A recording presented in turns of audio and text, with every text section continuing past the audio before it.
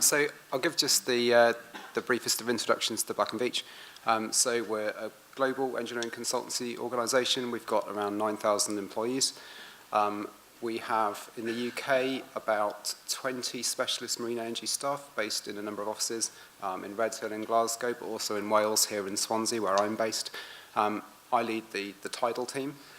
Recently, we've had a number of key roles in some projects in the industry. So we're currently the technical advisor to the funders for the MEP project. We're also the design lead for the ETI's tech project, which is a twin turbine tidal structure going into the Pentland Firth site. So I guess speaking here today, I'd say it's fantastic to see such great progress in Wales, both on the site development front, but also technology development.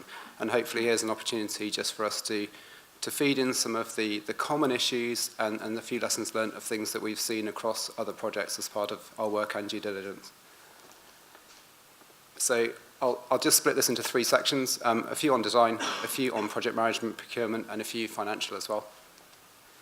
So firstly, let's just put the design challenge into context, really. So there's a picture taken here in December of last year, exactly on the site where we're trying to design our turbines for. The cliff height just off Stroma is about 15 meters. You can see the wave just slightly breaking over cliff height. So there's some really significant hydrodynamic loads on what we're trying to design. The axial thrust forces on some of these turbines are around about equivalent to 40 double-decker buses in terms of weight. So some really significant design challenges, as we all know. The key to getting the design right is really a consistent basis of design for that. That should be a comprehensive document. It should be something which underpins all of your design.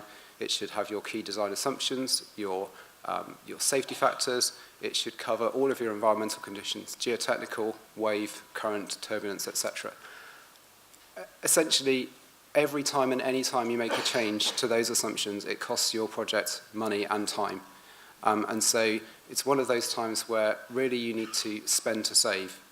Any money that you can spend early on trying to improve the quality of that basis of design will save you money in the overall long term. The other key, as you see from the horse and cart photo, in any marine energy project, there are many unknowns. Understand what you know and what you don't know. And when it's cases where you don't know, make sure you make conservative assumptions to cover those aspects. Three more points on design. So I think expect that there will be design iterations. Plan for that. Things do inevitably change in a project, and you'll do better if you plan for that from the start. A useful tool that we're not seeing used enough, so a FMECA, failure modes criticality analysis. It's often used by people, but it's often used late in projects, too late to be useful.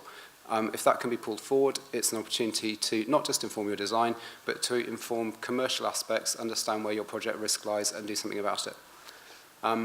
Final point, and I'll not go into the technicalities, but essentially fatigue design is what's limiting all of the commercial designs for tidal devices now, and don't underestimate it. It's really complicated in the tidal environment, and generally we're seeing where people try and simplify that, it comes back in some shape or form to get them in terms of that project. So I'll just talk in the second section, a few sort of project management and procurement type lessons. The first one, I think, being that don't underestimate how interlinked the various aspects are. It's very multidisciplinary when you're into marine energy. Make sure you've got really good interface control.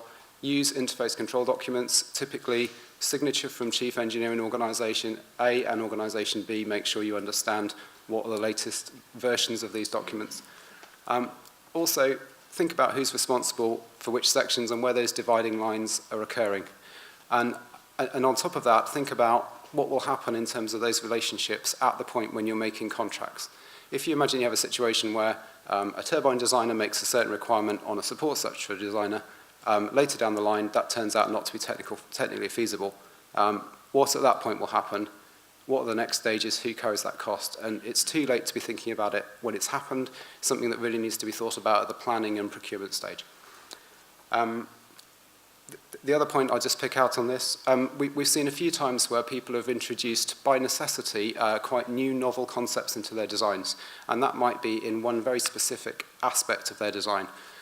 what is really important is to understand any potential unintended consequences of that across the whole structure, whole project. So we'd really encourage workshops, working together right across all disciplines, and make sure there's really good sharing of information to avoid that happening. So finally, just 3 financial points. The first one, really common, I guess, across all of the projects we're seeing, generally insufficient contingency allowance. And I think this isn't just necessarily from the money wasn't there, but I think it's from more understanding is needed of the uncertainties.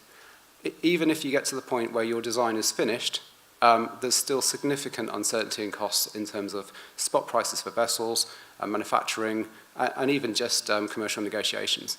If you, on top of that, introduce any kind of design uncertainty in the design itself, then those percentage estimates need to be significantly greater.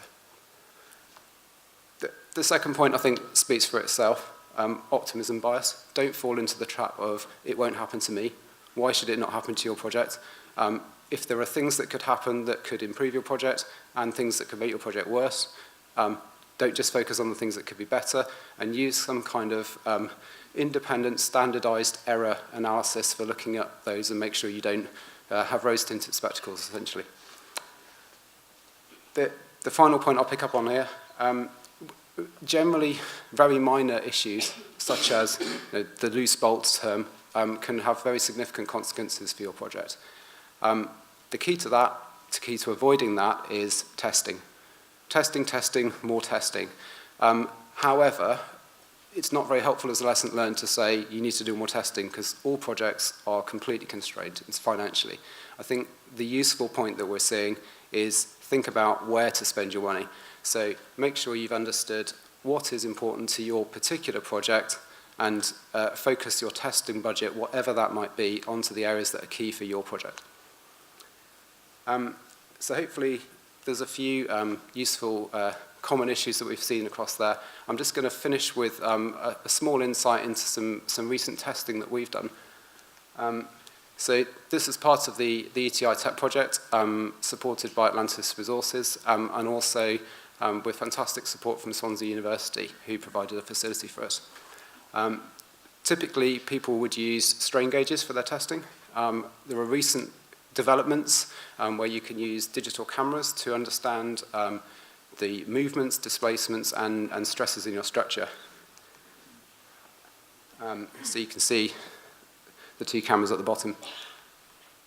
This final slide is actually measured data. So this is not a numerical prediction. This is, say, actual measurements as we're progressively increasing the load on a typical tubular joint.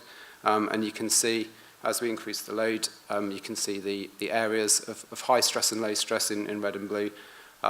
We're seeing accuracies of down to 5 to 10 microns in terms of displacement, and around about 0.1 millistrain. So I wanted to share this with you. It's, I think, a really useful technique, something I'll talk a bit more about at All Energy later this year, but something that I think could be really widely used across marine energy, and potentially some great benefits for the whole industry.